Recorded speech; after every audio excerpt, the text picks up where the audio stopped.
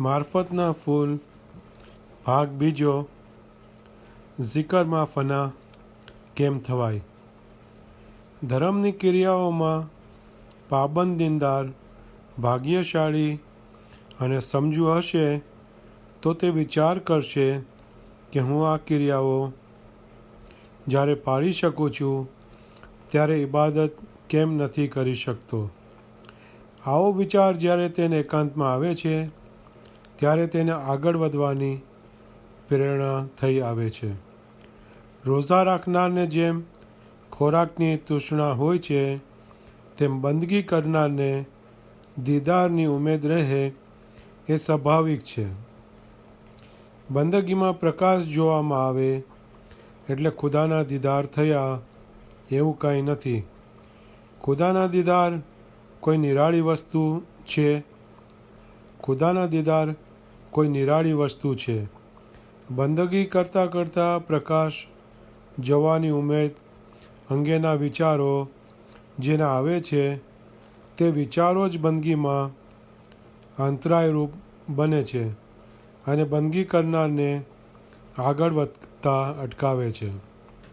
જલતી બત્તી જેમ બુઝાઈ જાય તેમ દિલના તમામ વિચારો પહેલાં બુઝાઈ જવા જોઈએ. વિચારો અદૃશ્ય ન થાય ત્યાં સુધી નવી ચીજ પેદા થશે નહીં. માનસિક દીવો બુઝાઈ જવો જ જોઈએ. બંદગીની થોડી પ્રેક્ટિસ પછી વિચાર કરવો જોઈએ કે બંદગીના ટાઈમે આપણે આ સ્થૂળ દ્રશ્ય એટલે આપણું આ સ્થૂળ શરીર તેમજ એ સ્થળ વગેરે ભૂલી શક્યા છીએ કે નહીં. એ વાત ચોક્કસ છે કે ઝિકરમાં જ્યારે ધ્યાન નથી પહોંચતું ત્યારે નિંદ્રા આવે છે. પણ આ જગત દ્રષ્ટિમાંથી દૂર થાય એટલે સજાગ રહેવાય તો ઝિકરમાં ફના થઈ શકાય. જ્યારે ફોટોગ્રાફર કેમેરાની ચાંપ દબાવે છે ત્યારે લેન્સીસમાં સામા માણસની આકૃતિ આવી જાય છે. તેમ જ્યારે મોટા કામમાં આપણે દાખલ થઈએ છીએ ત્યારે આપણને પવિત્ર શબ્દ માત્ર મળે છે. એટલું જ નહીં પણ તે વખતથી હાજર ઇમામ આપણા રૂહને ઝડપી લે છે. મોલાએ ફરમાવ્યું છે કે તમારો રૂહ જે કદીમ હતો તેને તમે મારી પાસેથી લઈ જાઓ છો. ઇબાદતમાં ઝિકર અને ધ્યાન એ બંને એકત્ર થવા જોઈએ. ધ્યાન ઝિકરને યાદ કરે છે ત્યારે મગજ સહેજ ગેનમાં હોય છે. એ ગેન એટલે આવરણોના લીધે અલી દેખાવમાં આવતા નથી. પીર સદરુદ્દીન મા બાપે જ્ઞાન શરીફમાં ફરમાવ્યું છે કે આપણા સમજીને તમે સાચું કરી સેવો અને દિલ માહે શ્વાસ આણોજી. ભણે પીર સદન કહે તમે કભી ના હારો, જો જોઈ પાસા તમે ઢાળોજી પીરના. ઇબાદતમાં ધ્યાન એકાગ્ર થવાથી પ્રકાશ ઉત્પન્ન થાય છે. આ પ્રકાશ મનનો પ્રકાશ છે. સૂર્ય ચંદ્ર એ મનના પ્રકાશ છે. પણ આત્માની હવા જ માત્ર જ્યાં પહોંચે ત્યાં અનંત સૂર્યથી પણ વિશેષ પ્રકાશ હોય છે. આપણી પેશાનીમાં નૂર જ્યોત છે અને ત્યાં જો સહેજ પણ દિલ એકાગ્ર બને તો ઇબાદત કરનાર પ્રકાશ જુએ છે. આ આત્માની શક્તિથી આપણું મન જુએ છે અને ઇબાદત કરનાર મનનો પ્રકાશ જોઈને સમજે છે કે આપણે નૂર જોયું અને પછી તે આગળ વધવાની કોશિશ બંધ કરી દે તો તે વધુ લાભ પ્રાપ્ત કરી શકતો નથી. આપણામાં જ્યાં સુધી ખરી શક્તિ નથી આવી ત્યાં સુધી આત્માના દીદાર કરવા આપણે સમર્થ નથી થતા. આપણને ફક્ત પ્રકાશના ચમકારા જ નજરે આવે છે. ઇન્સાન ભણી ગણીને જેમ પોતાને બદલી નાખે છે, તેમ બંદગી કરનાર બંદગીની આદતથી તેના હૃદયનો પલટો કરી નાખે છે. સુરતી શબ્દ કા જ્યાં હે વાસા, ત્યાં નહીં ધરતી નહીં આકાશા. ઇબાદતમાં આગળ વધેલો ઇન્સાન નહીં નિંદ્રામાં નહીં જાગૃત હાલતમાં, તેમ અહીં પણ નહીં અને ત્યાં પણ નહીં એવી હાલતમાં હોય છે. પોતાની હસ્તી હોય છે છતાં નથી હોતી એવું એને જણાય છે. આ હાલતમાં ઇબાદત દિલમાં કરનારના કોક આવરણની સુખનો ફુવારો પ્રગટ થાય છે. જેમણે લગ્ન કર્યા છે તે સમજી શકશે કે રતિ સુખ વખતે શ્વાસ હદમાં ફિલ્ટર થાય છે. અમુક હદ સુધી શ્વાસ પાતળો બને છે ત્યારે રતિ સુખ પેદા થાય છે. દુનિયાની રસમ ઉપરથી અખંડ અવિનાશી સુખનો ખ્યાલ કરી શકાય. આ વખતે જે મીઠાશ અનુભવવામાં આવે છે તેનું મૂળ ક્યાં છે એ વિશે આપણે ખ્યાલ કરીએ. જ્યારે આપણે સ્થૂળ શરીર ઉપર પ્યાર કરીએ છીએ અને જ્યારે બધી ભાવના સ્થૂળ શરીર પર ચોંટે છે ત્યારે ઇશ્કનો પ્રવાહ જમીન તરફ જાય છે અને વીર્ય રૂપે તેનું ખંડન થાય છે. શું ઇશ્કનો અહીં જ અંત આવી જાય છે? નહીં, પરંતુ ઇશ્ક પરિણામમાં એક મનુષ્ય મૂકતું જાય છે. એટલી શક્તિ ઇશ્કમાં છે. પણ જો એ જ ઇશ્ક હકીકીના સ્વરૂપમાં આવે અને તેને આસમાન તરફ લઈ જવામાં આવે તો તેનું પરિણામ કંઈક અનેરું જ આવે. પીર મા બાપ જ્ઞાન શરીફમાં ફરમાવે છે કે ખણું એક જો બાહ્ય પ્રેમ જ કેરી જાલ, વસમ કરે એક પલમાં સ્વર્ગ મૃત્યુ પાતાળ. ઇન્સાન જ્યારે બંદગીમાં હોય છે ત્યારે તેને પહેલાં દુનિયાથી છૂટું થવું જોઈએ. મતલબ કે તેના દિલમાં આ નાશવંત જગતના ખ્યાલ દૂર થવા જોઈએ. આપણા દિલમાં કેટલીય લાલચો હોય છે જે દિલરૂપી નાવ માટે બોજારૂપ છે. આપણું દિલ આ સંસાર સાગરમાં ડૂબી રહેલું હોવાથી દિલરૂપી વહાણ માશુક ખુદા તરફ જઈ શકતું નથી. આપણે દ્રશ્યના વિચારો દૂર કર્યા બાદ જે કાર્ય કરવાનું રહે છે તે મૃત્યુ પામવાનું. મૃત્યુ પામવું એટલે આ દિલ દહીને સ્વતંત્ર રીતે હયાતીમાં જ છૂટી કરવી. ગુનાન શરીફમાં ફરમાવામાં આવેલ છે કે મરણ એસા મરીએ જો બોર્ડ ન મરણ હોય, મરણે આગળ જે મરે તે મરકર પાવે અમર મકાન. હયાતીમાં મરી જવું એ અપાર ખુશાલી ભર્યું અને પરમ સુખ શબ્દ હોય છે.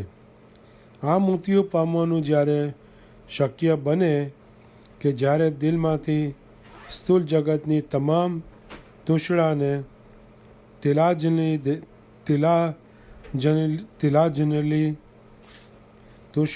તિલાંજલિ દેવામાં આવે. દેહ ઉપરથી આ તૂષણાનો ભાર નીકળી જાય છે ત્યારે ઇબાદતમાં ચિત્ત સ્થિર થતું જાય છે અને ધ્યાનમાં અચળતા આવે છે. આ વખતે અચાનક ખુદાની મહેરબાનીથી આ સ્થૂળ શરીરમાંથી તેનું સૂક્ષ્મ શરીર બહાર નીકળી જાય છે અને બેહદ અજાયબીની સાથે તે પોતાને પોતાના શરીરથી જુદો જ જુએ છે. તેને જમીન પર ઊભું રહેવાની ગરજ રહેતી નથી, પરંતુ તે આકાશ તરફ જ ઉડે છે. જો કે જેમ નવા સાયકલ શીખનારના કબજામાં પ્રથમ સાયકલનું હેન્ડલ રહેતું નથી તેમ તેને કેટલી વાર ઉડવું, ક્યાં સુધી ઉડવું તે બાબતનું ધ્યાન શરૂઆતમાં પડતું નથી.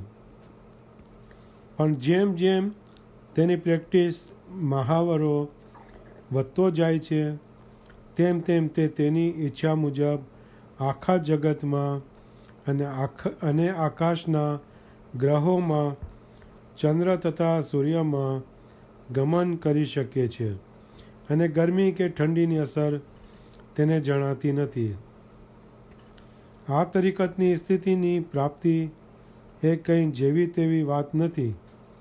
આ વખતે તેના દિલની ખુશી અપાર હોય છે. આ પવિત્ર દરજ્જો મલાઈકનો હોય છે.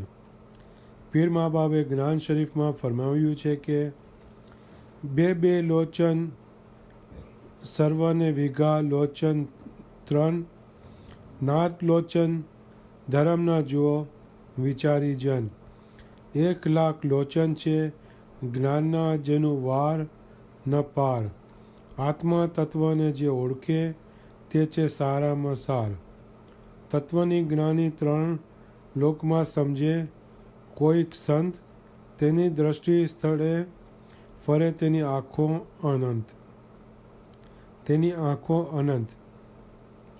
જો કે હકીકતના દરજાથી ઘણો ઉતરતો કહેવાય, છતાં હાલની આપણી હાલતની સરખામણીમાં તરીકતના દરજાની સ્થિતિ અપાર ચડિયાતી કહેવાય. આ સ્થિતિએ પહોંચેલો જીવ જો કે ભાગ્યશાળી ગણાય, પણ ખરી સ્વતંત્રતાએ પહોંચ્યો તો ન જ ગણાય. જ્યાં સુધી તરીકતના દરજા ઉપર જીવ હોય છે ત્યાં સુધી તે પરતંત્ર હોય છે. તરીકતની હાલત એટલે આ દેહમાંથી સૂક્ષ્મ શરીરથી બહાર નીકળવું તે. આ અનુભવ કોઈ પણ દીનદાર જલ્દીથી મેળવી શકે છે, એ ચોક્કસ વાત છે. તેમાં જરા પણ શક નથી. ઘરમાંથી બહાર નીકળવા જેટલું જ દહીંમાંથી બહાર નીકળવું આસાન છે. દરવાજા આગળની ભીતો પણ તેને અટકાવ કરી શકતી નથી. ઊંચે જવા માટે રૂહાની જ્ઞાન સંબંધી ફક્ત વાતો કરવાથી અને રૂહાની જ્ઞાન મેળવવાથી કંઈ પણ અર્થ સરી શકતો નથી. રૂહાની જ્ઞાનની પ્રાપ્તિ સાથે રૂહાની ખ્યાલો હૃદયમાં નિરંતર કોતરાયેલા હોવા જોઈએ. ખાકી દેહીમાંથી નૂરને દરજે પહોંચવા માટે કેટલીય કોશિશ કરવી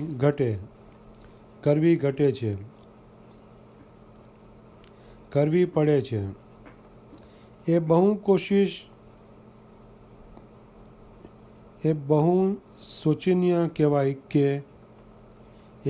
શોચનીય કહેવાય કે આપણે આપણા જીવનમાં અમુક સમય પણ ફાઝલ નથી પાડી શકતા કે જે વખતે ખરા દિલથી અને મક્કમતાથી ખુદાએ ફરમાનો ઉપર અમલ કરી નિરંતર ઇબાદત ઉપર બેસી ખુદાએ નૂર હાસિલ કરીએ. હઝરત મૌલાના આકા સુલતાન મોહમ્મદ શાહ ફરમાવ્યું, અલ્લાહુમ્મા સલ્લી અલા મુહમ્મદ, ફરમાવેલ છે કે 5 દિવસ ટેક ચાલુ રાખો તો ફાયદો થશે. આપણે અઠવાડિયો સુધી ખાટલે પડી રહીએ છીએ, પરંતુ જિંદગીનો થોડો સમય પણ રૂહાની તરક્કી માટે ફાઝલ નથી પાડી શકતા. એ ઓછી દિલગીરીની વાત છે. જ્યારે મલકુલ મોત રૂહ કબ્ઝ કરી જાય છે તે વખતે ઇન્સાનને ભય, ત્રાસ અને અનહદ દુઃખ પેદા થાય છે. એક દુઃખ તો આ જગતને ત્યજવાનું અને બીજું દુઃખ કરેલા કૃત્યોનું પરિણામ ભોગવવાનું. આ 2 મહાન દુઃખો મરણ સમયે હોય છે. હઝરત મૌલાના આકા સુલતાન મોહમ્મદ શાહે ફરમાવ્યું છે કે અલ્લાહુમ્મા સલ્લી મોહમ્મદ વ આલી મોહમ્મદ, તમે દુનિયામાં ખાઓ છો, પીઓ છો, મજા કરો છો, પણ જ્યારે વખત આવશે, યાની કે એટલે કે મોત આવશે, ત્યારે જેમ કોઈ નિંદ્રામાંથી જાગ્યા હો તેમ તમારી આંખ ઉઘડશે. મનુષ્ય અવતાર જેવો મહામૂલો અવતાર આ જગતમાં આપણને સાંપડ્યો છે, તો તેનો પૂરેપૂરો લાભ ઉઠાવવો જોઈએ. નહીંતર કૂતરા, બિલાડા, વાઘ, વરુ પણ આપણી જેમ ખાય છે, પીએ છે, હરે ફરે છે, ત્યારે શું આપણા અને જાનવરોમાં કાંઈ ફરક નહીં?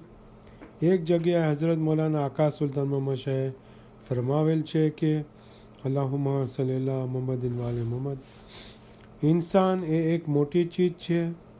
સારા નરસાને બરાબર ઓળખે તે ઇન્સાન છે. એવું નથી કે મુર્તઝા અલીની ઓલાદ ત્યાં પહોંચી શકે છે. જે કોઈ પક્ષીની માફક ઉડે છે, ચોક્કસ કરે છે, તે પહોંચે છે. પહેલાં જાજુ ન ઉડાય તો થોડેક સુધી ઉડવું, એમ કરતાં કરતાં તે અસલ બાજ જેવો થશે અને બરાબર ઉડશે. આ સર્વે બાબત ઉપર વિચાર કરજો. આમાં પક્ષીની કાંઈ પણ મકસદ નથી. કોઈ બુલબુલ ઘણા વ્યક્તિ ઉડનારી હોય, તેને સોનાના પિંજરામાં રાખી સારા સારા મેવા, પાણીઓ આપવામાં આવે તો પણ તેને એવું દિલ થશે કે ઉડી જાઉં. પણ આસ્તે આસ્તે તેની પાંખ કાપી નાખવામાં આવે, તેના બચ્ચા એકઠા થતા જાય, તો 50 વર્ષ બાદ તેમને બહાર કાઢતા તે ઉડી નહીં શકે, કારણ કે કેદખાનામાં તેઓનો જન્મ થયો છે. હવામાં ફરવાની તથા ઉડવાની ખૂબીઓથી તેઓ અજાણ છે. તેમ તમે પણ બેખુદ છો. તમારા દિનની અસલ ખૂબી તમે જાણતા નથી. બંદગીમાં બેસતા પહેલાં જગતના વિચારો દૂર થાય ત્યારે બંદગી કરનાર પોતે ક્યાં જાય છે અને ત્યાં જવામાં તેનો હેતુ શું છે, એ તેમણે ખરા દિલથી વિચારવું જોઈએ. આ વખતે મુર્શિદ કામિલ હાઝિમામ ઉપર તેને સંપૂર્ણ વિશ્વાસ હોય એ ખાસ જરૂરનું છે. કેમ કે સંપૂર્ણ વિશ્વાસ હશે તો પ્રેમના કિરણો તેના હૃદયમાં પ્રગટ થશે કે જે એટલા શક્તિમાન હોય છે કે જેની મદદથી તે અરશે અઝીમ સુધી પહોંચી જવા તીવ્ર ઉમેદ ધરાવશે. આ સમયે મુર્શિદ પ્રેમની દોરી તેના તરફ ફેંકે છે કે જેની તાસીરથી આ જગતના સુખ તદ્દન ભૂલી જવાય છે. આ બાબતો ફક્ત સાંભળવાથી સાચા સુખનો અનુભવ થઈ શકતો નથી. જેમ આપણે કોઈ દેશનો નકશો જોઈએ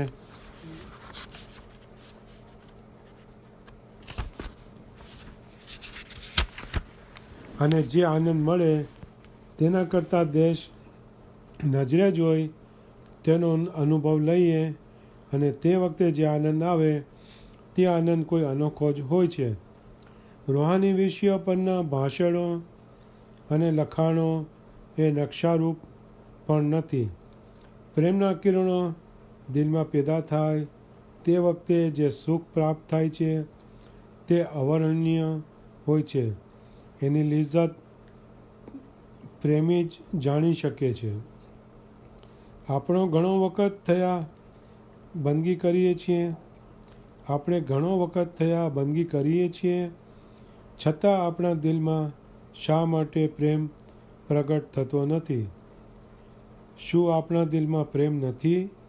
જો પ્રેમ ન હોય તો આપણા કોઈ સ્નેહીને જોતા કે તેમની યાદ આવતા કેમ આપણા દિલમાં વાત્સલ્યની ઉર્મિઓ સ્ફુરી ઉઠે છે? પ્રેમની હસ્તી તો તે છે, પરંતુ આ પ્રેમ કે વાત્સલ્ય ફક્ત પડછાયા રૂપે જ છે. ખુદાના પ્યારની વાતો અને તેની મોહબ્બતમાં રહેલી મીઠાશ એ શું બાબતો વજૂદ વગરની છે. હઝરત ઇબ્રાહીમને ખુદાવંદ તાલાએ એમના વહાલા ફરજનની કુરબાની કરવા ફરમાવ્યું. ખુદાના પ્યારમાં કુરબાની કરવા હઝરત ઇબ્રાહીમ તૈયાર થયા, પણ પાક ખુદા એમનું દિલ તપાસતા હતા. આપણે મહાન ખુશનસીબ દિવસની ઈદની ઉજવણી કરીએ છીએ. હઝરત મૂસાને ખુદાવંદ તાલાએ પોતાના નૂરની તજલ્લી બતાવી અને અદૃશ્ય થઈ ગયા.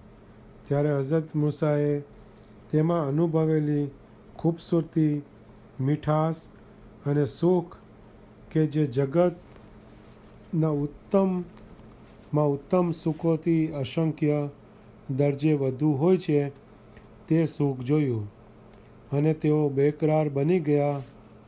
બાદશાહો પોતાની બાદશાહીને તુચ્છ ગણી માશૂક ખુદાના પ્યારમાં ફના થઈ ગયા, અમર બની ગયા. કોઈ કરોડપતિની સાથે કોઈ માણસની દોસ્તી હોય તો તેના દિલમાં કેટલી ખુશી પેદા થાય. ત્યારે ખુદા કે જેમણે આ અદ્ભુત સૃષ્ટિનું સર્જન કરેલ છે, તેની દોસ્તી કરનારને શો ભય હોય. હઝરત મૌલાના આકા સુલતાન મોહમ્મદ શાહે ફરમાવ્યું છે કે અલ્લાહુમ્મા સલ્લી અલા મુહમ્મદ વ આલ મુહમ્મદ. તમે મારું નામ લ્યો એ બસ નથી, પણ મને યાદ કરો એટલે ફામમાં લાવો. આમ કરવાથી મૌલાનું નૂર રોશન થાય છે. જ્યાં જ્યાં આપણે જઈએ ત્યારે ત્યાં મૌલાને બાજુમાં જ રાખવા અને એની મોજૂદતાનો ખ્યાલ કરવો. મૌલા ચાહે છે કે મને તમારા સાથે રાખો, દિલમાં બેસાડો. આ કેટલી ખુશનસીબી ભરેલી વાત છે. શા માટે આપણે મૌલાનો સાથ છોડીએ? હાજર ઇમામના ચહેરા ઉપર મીઠી પ્યારભરી નજર રાખી એ મૌલાને એક ચિત્તે ફામમાં લાવવાથી મૌલાનું નૂર ચમકશે. જ્ઞાનના ઘાસડા નથી હોતા. અદૃશ્ય ચીજને આપણે નહીં પકડી શકીએ, કારણ આપણે તે જોયેલી નથી. હાજર ઇમામમાં દરેક સવાદ છે. માશૂકનો સવાદ, માતા પિતા અને ફરજનનો સવાદ, ખાવીનનો સવાદ પણ એ જ મૌલામાં છે. ઉત્તમમાં ઉત્તમ ખુશ્બો એ માલિકમાં ભરપૂર છે. શ્રેષ્ઠમાં શ્રેષ્ઠ ખૂબસૂરતી પણ મૌલા ધરાવે છે. શહેનશાહોનો પણ શહેનશાહ છે અને સાચો દોસ્ત પણ એ જ છે. જેથી ઇમામની જરૂરિયાતને આપણે દિલમાં રાખીએ અને નિરંતર તેનો સાથ લઈએ કે જેમાં પૈસાની પણ જરૂર નથી. આપણે હરવા ફરવા જઈએ, સૂતા હોઈએ, બેઠા હોઈએ, ત્યારે આપણો રૂહાની પિતા અદૃશ્યમાં આપણી સાથે જ છે એ ચોક્કસ ખ્યાલમાં રાખવું અને એને આપણી આંખોમાં સમાવી દેવા. આ રીતે મૌલાને ફામમાં લાવવાથી દિલમાં કોઈક અનેરી શક્તિ પેદા થશે. આ સૃષ્ટિના જીવ પ્રાણરૂપ ઇમામ છે. ઇમામની હકીકી પીછાણ માટે આપણા બૌદ્ધ ગુરુ પીર સદરુદ્દીન મા બાપના ઉદ્ગાર છે કે દેવ જગતમાં મેં પરિમ્રન દીઠા, તે સતગુર સાહેબ સોહી રે વાલા. જન્મો જન્મની શરણગત રાખી, તે અવિચલ પદ મોકદાય રે વાલા. આ જલી મારે આંગણે આવ્યા, સાથે અનંત ક્રોડી દેવ લાવ્યા, 14 લોકે વધાવ્યા. ખુદાવંદ હાજર ઇમામનો કયો દરજ્જો છે એ મહાન ફિદાઈ ગાઝી ઝવેરના જીવનનો એક પ્રસંગ મનન કરવા યોગ્ય છે. એ જમાનામાં હક મૌલાના શાહ મોએઝ ઇમામતની ગાદી ઉપર તક નશીન હતા. અલ્લાહુમ્મા સલ્લી અલા મુહમ્મદ વ અલા મુહમ્મદ. હાજર ઇમામના દીદાર અર્થે દાઈ, અતાર તથા ગાઝી જોહર મુસાફરીએ નીકળ્યા. ગાઝી જોહરને હાજર ઇમામના પવિત્ર દીદાર અર્થે જવા માટેના પોતાના અહોભાગ્ય સંબંધી એમને અનેક વિચારો આવતા તે પોતાના દિલને સંબોધી કહેતા કે એ જોહર, તું હવે અત્યંત ભાગ્યશાળી છો. હું તો એમ જ સમજતો હતો કે હઝરત રસૂલ સલામ અને અમીરુલ મોમિનીન મૌલા અલીના જમાનાના માણસો કેવા ભાગ્યશાળી હશે કે ખુદાના નૂરને તેઓ મનુષ્યના શરીરમાં જોઈ શક્યા. પણ જગતના અંત સુધી જગતને રાહે રાસ્ત બતાવવા ખુદાનું નૂર આ જમીન પર સદા જલવાગર હોય છે. અને એ દયાનો સાગર, એ હિદાયતનો ચિરાગ એટલે ઇમામની પવિત્ર જાત પૃથ્વી પર ન હોત તો રોજે ક્યામતના દિવસે ખુદાવંદની ઉમ્મત કહેત કે અમારા જમાનામાં અમારા માટે ઇમામ નહોતા, પરંતુ ખુદા પોતાના માટે બહતાન રાખે જ નહીં. મુર્શિદોના શહેનશાહ ઇમામ કે જે ખુદાનું નૂર છે તે જગતમાં હંમેશા જાહેર અને કાયમ છે, પરંતુ એ નૂરને ઓળખી શકે તે ભાગ્યશાળી છે. એ જોહર, હવે તું ખુદાના નૂરને ઓળખવા ભાગ્યશાળી થયો છો, જેથી પાક ખુદાના અસંખ્ય શુક્રાના અદા કર. જવાહિર, આ તારી જાહેરી આંખથી એ નૂરાની વ્યક્તિના દીદાર કરવા તું નસીબદાર થઈશ, તે માટે તને લાખો કરોડો મુબારકબાદી છે. આ પ્રમાણે પોતાના દિલની સાથે તે વાતો કરતો હતો અને એ વિચારમાં તેને નિંદ્રા આવી ગઈ. થોડા વખત બાદ તેને સ્વપ્ન આવ્યું જેમાં તેમણે એક પ્રકાશવાન વ્યક્તિને પોતાની નજદીક જોઈ. એ વ્યક્તિએ પોતાનો મુબારક હાથ જોહર માથે રાખ્યો અને ખુશાલ વધને જોહરને કહ્યું, એ જોહર, તારી ઉમેદ ખુદા પૂરી કરશે. એમ કહી જોહરને ઊંચકી લીધો અને તે બંને આકાશ માર્ગે ઉડવા લાગ્યા અને અલ્પ સમયમાં તેઓ અનહદ સુખ આપે એવા પ્રકાશવાળા દેવી સ્થાનમાં પહોંચ્યા અને તેઓ બંને એક પવિત્ર નૂરાની મકાનમાં દાખલ થયા, જેમાં અસંખ્ય પવિત્ર વ્યક્તિઓ તેઓના જોવામાં આવી. તેઓ એક પછી એક એકબીજાથી ચડતા એવા 7મા મંજલા પર જ્યારે પહોંચ્યા ત્યારે ત્યાં એક અલૌકિક અનહદ વિશાળ ખંડ હતો, જ્યાં ન કરી શકાય એવી અપાર ખુશનુમા જ્યોત હતી. અને એ રૂમમાં અનેક પ્રકાશિત વ્યક્તિઓ અદબથી ઊભેલી હતી અને ઊંચે એક નૂરનું તખત હતું, જે ઉપર હક મૌલાના શાહ મોએઝ નૂરી સ્વરૂપમાં બિરાજમાન હતા. આ દ્રશ્ય જોઈ જોહર તો અજાયબીમાં ગરકાવ થઈ ગયો અને તેના દિલમાં ઇમામ તરફ અત્યંત પૂજ્ય ભાવ પ્રગટ થયો અને વધુ પ્રેમમાં આક્ષરાયો. ત્યારબાદ તરત તે પવિત્ર વ્યક્તિ જોહરને ઇમામના તખત નજીક લાવ્યો અને ઇમામે પોતાનો પવિત્ર નૂરાની હાથ જોહરના માથા ઉપર રાખી આશીર્વાદ આપ્યા અને જોહર જેવો ઇમામને સિજદો કરવા જાય છે કે તરત જ જોહરની આંખ ખુલી ગઈ.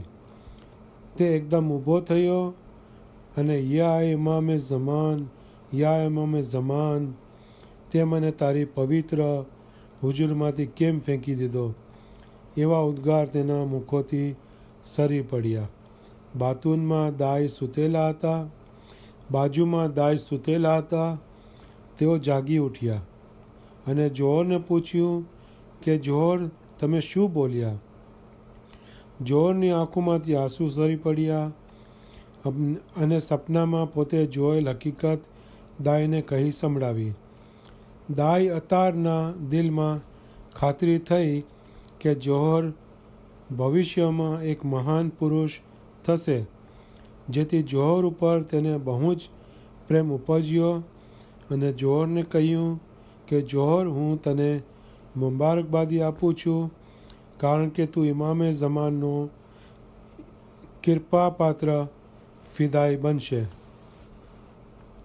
સવાર થતાં તેઓએ પોતાની મુસાફરી ચાલુ કરી. રસ્તામાં ધર્મની કેટલીક વાતો કરતાં કરતાં દરખાને આવી પહોંચ્યા. જોહરને ઉતારે મૂકી દઈ ઇમામ શાહ મોએઝની હુજુરમાં ગયા અને જોહર વિશે જે કંઈ બન્યું તે મોલાને કહી સંભળાવ્યું. જોહરને બીજે દિવસે હુજુરમાં લઈ આવવા મૌલાના શાહ મોએઝનું દાઈને ફરમાન થયું. ઘરે આવી દાઈએ હકીકત જોહરને કહી, પણ જોહરને ઇમામની વિયોગની 1 કલાક 1 દિવસ જેવી લાગી. બીજે દિવસે જોહરને સાથે લઈ દાઈ ઇમામની હુજુરમાં આવ્યા. જોહર ઇમામની કદમબોશી કરી અને અદબથી ઊભો રહ્યો. જોહરે જે નૂરી સ્વરૂપ સપનામાં જોયેલ તે જ સ્વરૂપ સ્થૂલમાં તેને જોવામાં આવ્યું. ઇમામે ફરમાવ્યું કે જોહર, તારી શું ઉમેદ છે? જોહર નમન કરી બોલ્યો, યા મોલા, આપ ખુદાવંદના દીદારથી હું ખુશનસીબ થયો છું અને આપની હુજુરમાં રહી આપ મોલાની ખિદમત કરવાની મારી ઉમેદ છે. ઇમામે ઝમાને દાઈને ફરમાવ્યું કે જોહરને રૂહાની તાલીમની શાળામાં દાખલ કરો અને નિર્વાહ માટે બંદોબસ્ત કરો. દાઈએ નમન કર્યું અને જોહરને ઉતારે લઈ આવ્યા અને બીજે દિવસે દારુલ હકીકતમાં દાખલ કરવા માટેની ગોઠવણ કરવા નિર્ધાર્યું. બીજે દિવસે દાઈ જોહરને હકીકી ઇલ્મની શાળામાં લઈ ગયો અને તેને પહેલા ધોરણમાં દાખલ કરવામાં આવ્યો. શિક્ષકે જોહરને સંબોધીને કહ્યું કે જોહર, તું તને જે કહું તે તું ધ્યાન દઈ સાંભળ. જોહર, જગતની અન્ય શાળાઓમાં કે જ્યાં ગોખણપટ્ટી કરવામાં આવે છે તેવી આ શાળા નથી, પણ આ જગતના મહાન શાસ્ત્રો જેમાં જ્ઞાનનો ભંડાર છે તેમાંના સાચા તત્વ તને મગજરૂપ આ શાળાનું શિક્ષણ છે કે જેમાં પાક ખુદાની અદૃશ્ય લીલામાં પ્રવેશ કરવાની તાલીમ અપાય છે. આવી શાળા ઇમામે ઝમાનના સાચા મોમીનો માટે જ છે. તે ઇશ્કનો બગીચો કહેવાય છે જેમાં મારફતની ખુશ્બુ પ્રગટે છે. માટે તારા દિલમાં તું હિંમત પેદા કર અને જે લેસન હું તને આપું તેને તું ધ્યાનપૂર્વક ચિત્ત લગાડીને પ્રેક્ટિસ કર. જોહરે કહ્યું કે સાહેબ, આપ જે ફરમાવશો તેમ કરવા હું તૈયાર છું. શરૂઆતમાં તેને ઇમામના ફરમાન અનુસાર ઝિકર આપવામાં આવી, જે ઝિકર તેમણે રોજ કલાકો સુધી અઠવાડિયા પર્યંત ચાલુ રાખી અને એમાં એની મનોવૃત્તિ એકાગ્ર થવા લાગી અને જાણે કે આ જગતનું દૃશ્ય લય પામી ગયું હોય તેવો તેને ભાસ થવા લાગ્યો. અઠવાડિયા પછી તેને બીજી ઝિકર આપવામાં આવી. એ પણ રોજ કલાકો સુધી તે ચાલુ રાખી અને જે વધુ એકાગ્રતાથી ઝિકર પૂરી કરી અને પરિણામે તેના દિલમાં જે લોહીના ધબકારા થતા ત્યાં ઝિકરનો અવાજ તેને સંભળાવા લાગ્યો. કારણ કે ખુદાનો ઝિકર તેની રગોરગમાં વ્યાપી રહ્યો હતો. 2 અઠવાડિયા પછી શિક્ષકે તેની પરીક્ષા લીધી. તેમાં તેને સંતોષ થયો અને પવિત્ર ઇમામે ઝમાની હુજુરમાં જોહરને લઈ જઈ શિક્ષકે જાહેરીમાં ઇમામના આશીર્વાદ અપાવ્યા. ઇમામે ફરમાવ્યું કે આ ઝિકર હજી 2 અઠવાડિયા ચાલુ રાખવી કે જેથી રાજસી અને તામસી પ્રકૃતિના બાકી રહેલા બારીક અણુઓ નાશ પામે.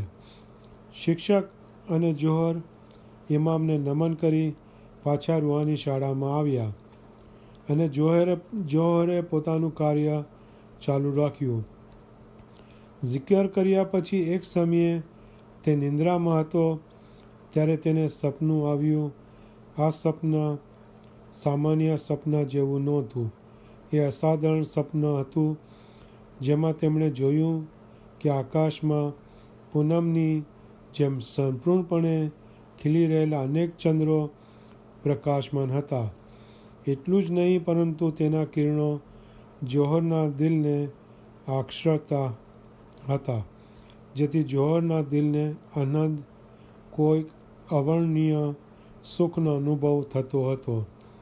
તેની ખુશીમાં જોહર જાગૃત થઈ ગયો અને આ સુખી વિચાર માટે તે વિચારમાં પડ્યો અને અપાર સુખ આપે આવું ખુશનુમા દ્રશ્ય અદૃશ્ય થઈ જવાથી જોહર તે માટે શોક કરતો હતો.